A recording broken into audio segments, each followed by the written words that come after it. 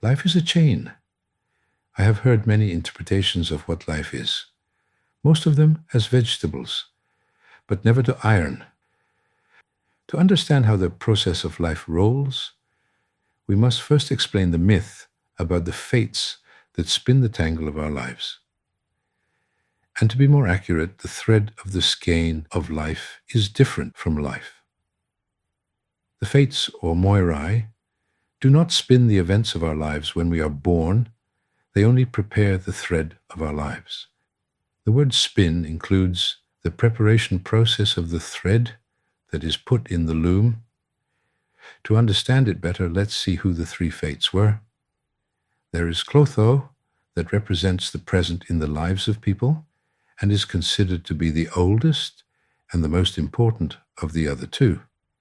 It was believed that with her distaff she spun the thread of every man's life, his destiny, which followed him until his death. Next in line is Lachesis, who represents the future of people's lives, because the end, according to nature, manifests itself in all things. She was defining the length of life of each person by measuring it with her stick. Finally, Atropos represents the past. What is past is irreversible. She expresses the inevitable, the fatal, but also the unwilling and the dogmatic in the life of the people.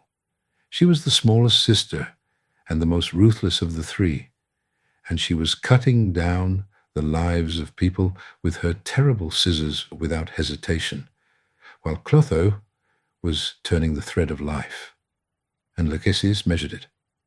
I, being naive, wonder, why did Atropos, who was the youngest, represent the past? Now, according to some weird ones that use the ancient Greek language, if we follow the interpretation of the letters, we have the following.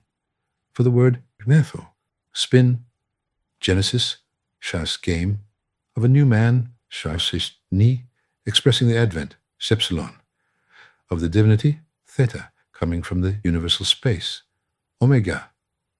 Altogether, gnetho, I spin. It's a risky interpretation, but I like it. So the only thing fates do is choosing the colors and decide the knitting. They do not sit on the loom to weave our lives. They prepare the thread. And right after that, they teach us to knit, cross, stitch, or loom. It does not matter. During the lessons, they let us get stabbed from the spindle.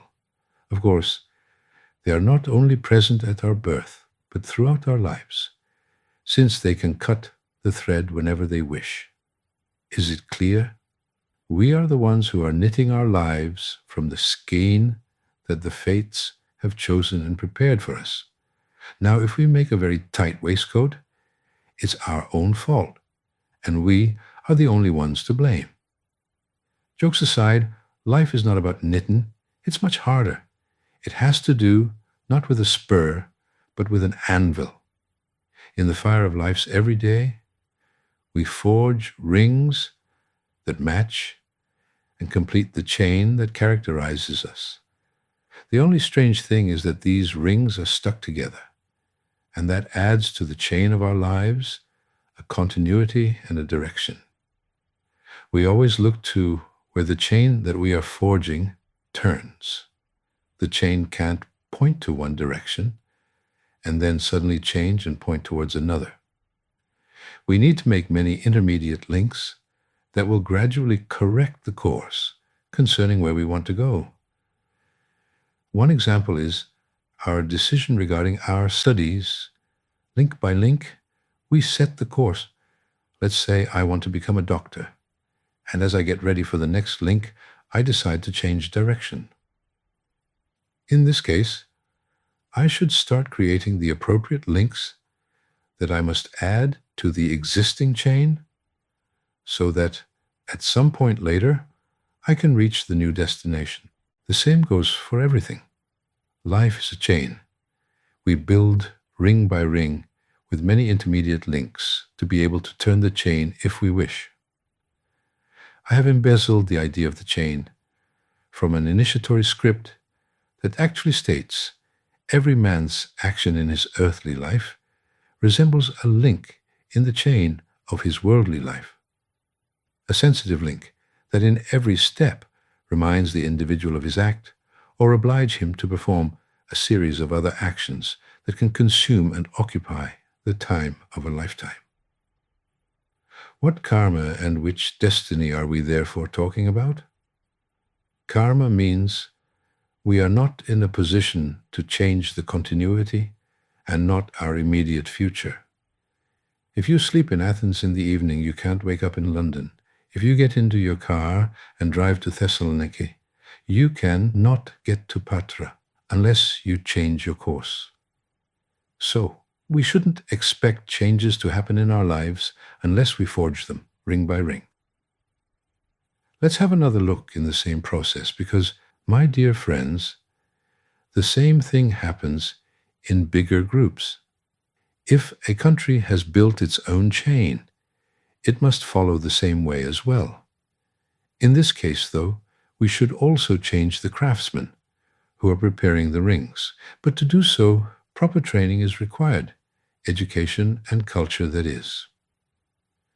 I would like to mention some of the early craftsmen of human history and conclude with the actions of one of them. Many years ago, a link was created aiming to give the right direction to many small human chains. The name of the craftsman was Emmanuel, the son of Mary.